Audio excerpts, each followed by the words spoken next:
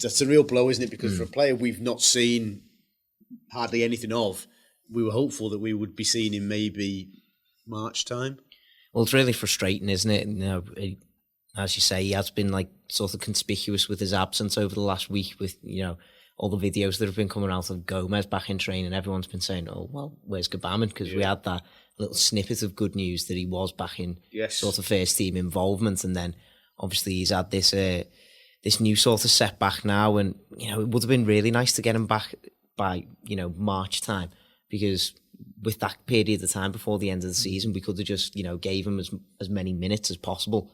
And the pressure's kind of off him a little bit, where he can just come into the side, get used to the Premier League, get used to the pace of it all, get used to his teammates, and really then try and kick on for next season. Now we've got ourselves in a situation where the goal is hopefully we see him before the end of the season. You know, if it comes to, you know, mid-April, late April time, he's not really going to have that chance to be able to adapt himself to Premier League football before the start of next season. So we really are starting from square one almost when it comes to next season. And so already at the top of the piece that we will inevitably write in July, who is like looking forward to pre-season the most?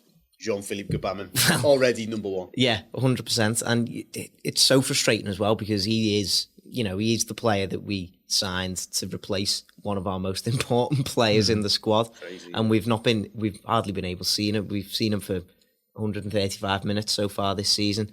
Yeah, it's obviously frustrating for us as supporters and for the club, but you know, it'll be massively frustrating for him as well. You know, such a big move, so young in his career as well.